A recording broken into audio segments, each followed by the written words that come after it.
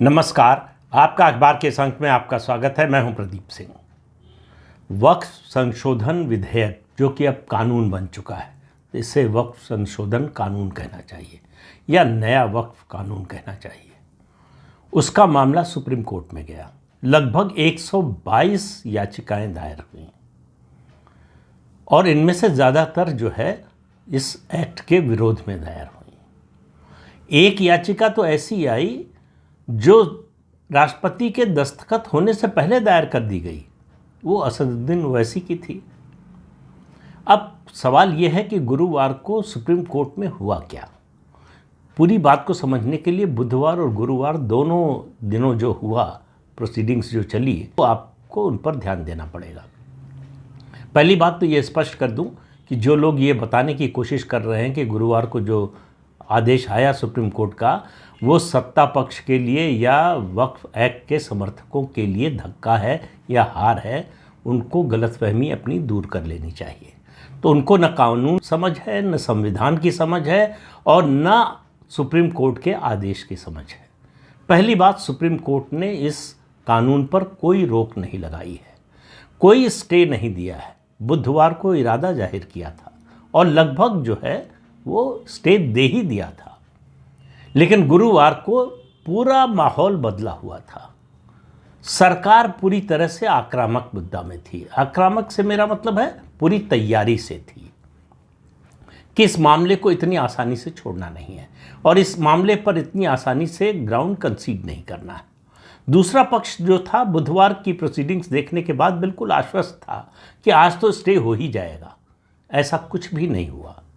तो सरकार ने पहले जो है कानूनी आधार तय किया। कानूनी रूप से सुप्रीम कोर्ट के लिए कानून पर स्टे लगाने के सारे आधार उसने ख़त्म कर दिए। पहली बात, आप संसद से पास किसी कानून को स्थगित नहीं कर सकते अगर उस पर सुनवाई चल रही है। पहली बात तो इतनी जल्दी होता नहीं, ये असाधारण बात है और इसको जो है सीजेआई संजीव खन्ना ने माना बुधवार को। उन्होंने कहा हम आमतौर पर ऐसा करते नहीं हैं, लेकिन ये असाधारण मामला है। लेकिन उन्होंने ये नहीं बताया कि वो असाधारण मामला क्यों है, उसका आधार क्या है, कौन सा आसमान टूट रहा था कि अभी जो है इस कानून पर रोक लगाना जरूरी है। इसके बारे में उन्होंने कुछ नहीं बताया, न तो बेंच के किसी और सदस्य ने बताया। जो सॉलिसिटर जनरल हैं, सरकार के जो वकील हैं, जो सरकार के लॉ ऑफिसर हैं, तुषार मेहता, उन्होंने कहा कि आप हमारी बात सुने बिना कोई आदेश कैसे दे सकते हैं। और बुधवार को जो स्थिति थी वो सुप्रीम कोर्ट से एक तरह से अनुनय विनय कर रहे थे। गुरुवार को जो स्थिति थी वो सुप्रीम कोर्ट को आगाह कर रहे थे कि आप ये सोच लीजिए कि अगर आपने स्टे का ऑर्डर जारी कर दिया तो उसके रिपरकशंस क्या होंगे।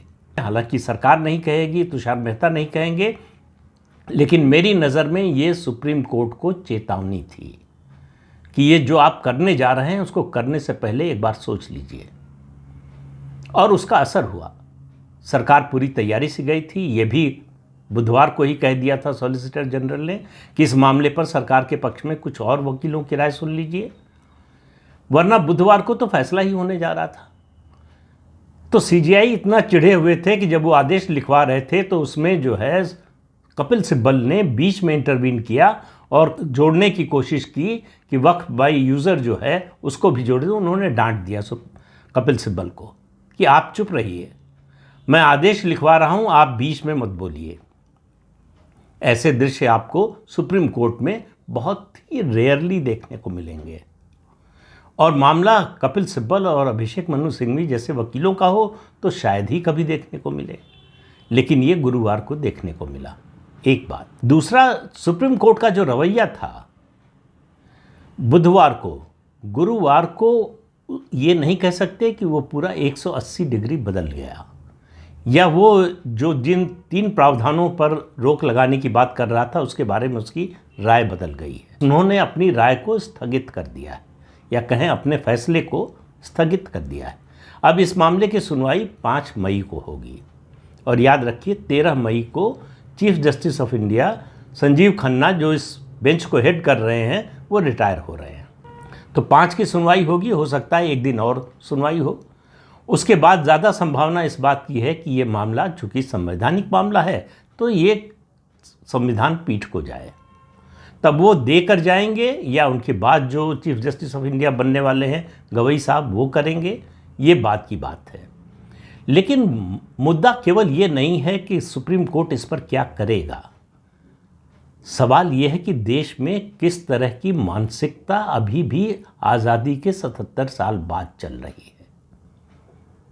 सुप्रीम कोर्ट जो करने जा रहा, खास तौर से मैं एक ही प्रावधान की बात करूंगा इस एक्ट के, और वो है वक्फ बाय यूज़र। हालांकि मैंने जो शुरू में कहा कि आधार ख़त्म कर दिया था, अपनी ओर से सॉलिसिटर जनरल ने कहा कि भाई लागू तो हम ही को करना है, हम अभी नहीं लागू करने जा रहे हैं।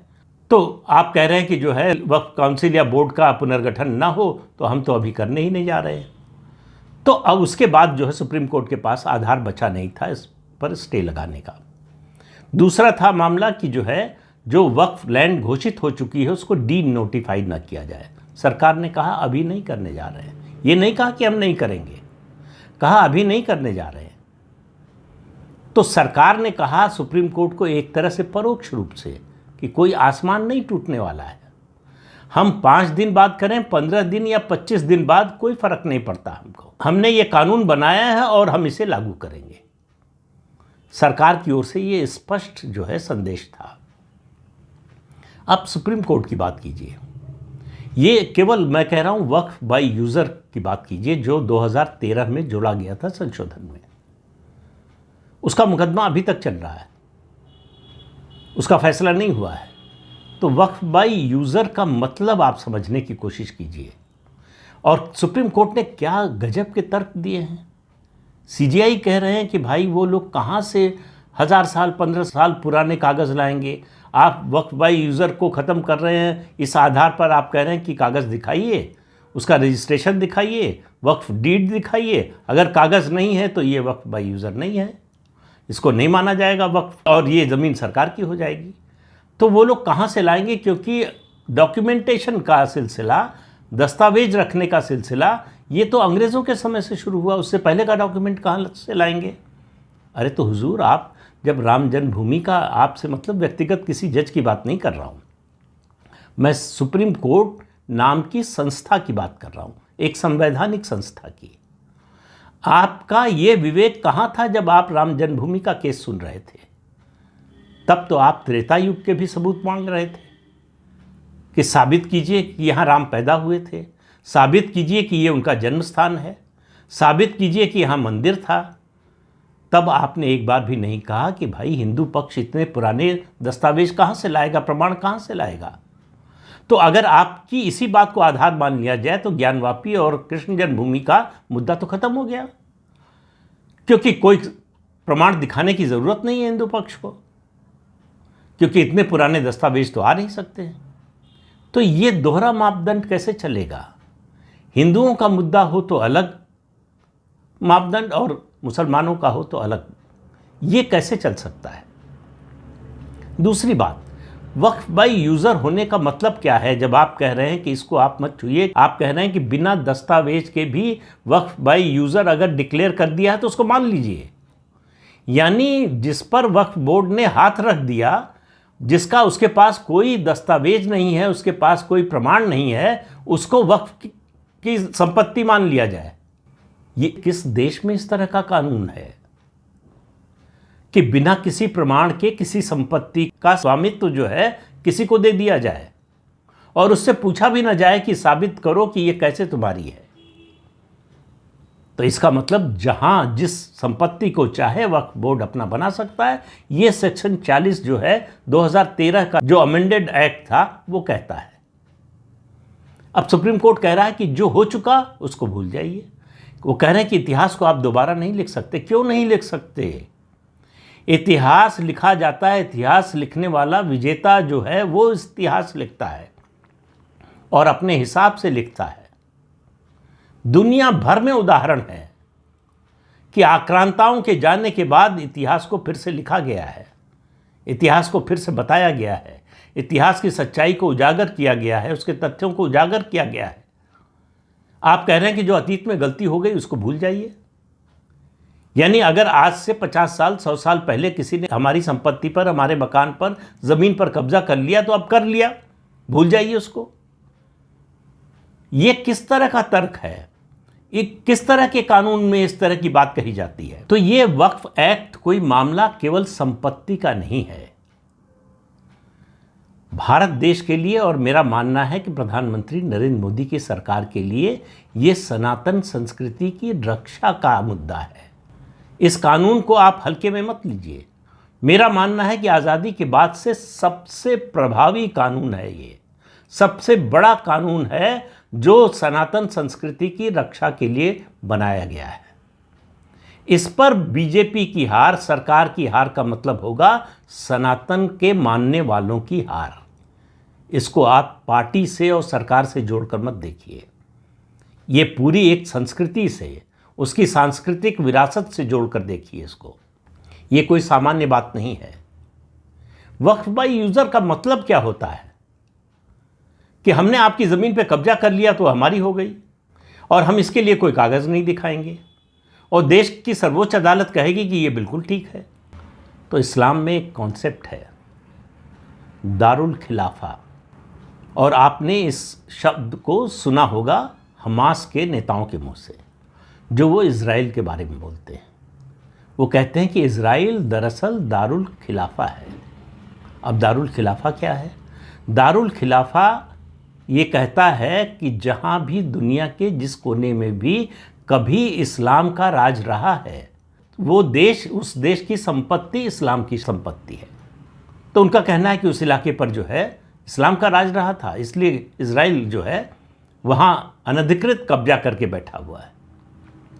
यही जो इस्लाम के मानने वाले हैं, ये जो PFI के लोग पकड़े गए, जो उनके डॉक्यूमेंट्स पकड़े गए, उन सब का उद्देश्य यही था कि एक समय भारत में इस्लाम का राज था, तो पूरा भारत दारुल खिलाफा है, इसको फिर से हासिल करना है। कानूनी रूप से उसको हासिल करने का सबसे बड़ा औजार था वक्फ बाय यूज़र। था इसलिए कह रहा हूँ कि ख़त्म हो चुका है, अभी तक सुप्रीम कोर्ट ने रेस्टोर नहीं किया है, और अगर सुप्रीम कोर्ट रेस्टोर करेगा तो वो भारत के संविधान, जनतंत्र और सनातन संस्कृति का सबसे काला दिन होगा। फिर सवाल ये कि मानसिकता क्या है ये? मेरे एक मित्र हैं पंजाब में, उमेंद्र कुमार जी, पढ़ने लिखने वाले व्यक्ति हैं, बुद्धिजीवी हैं। उन्होंने आज सुबह मुझे एक श्री अरविंद का उद्धरण भेजा। वो इस समय बड़ा सामयिक है।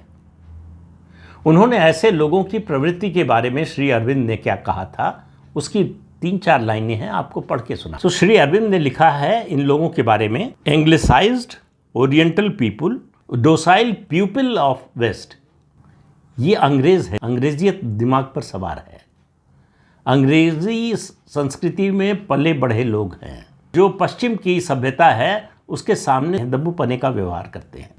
फिर एक लाइन और है, doomed to repeat cycle of accidents, success and failure. मतलब अंग्रेज़ों ने जो गलतियां की, उनकी जो सफलताएं असफलताएं हैं, उनको दोहराने के लिए ये अभिशप्त हैं। इसी मानसिकता से हमारा सुप्रीम कोर्ट चलता है। उसको सनातन संस्कृति से ऐसा लगता है कि बड़ी चिढ़ है। उनको लगता है सनातन संस्कृति की बात करना पुरातन पंथी है।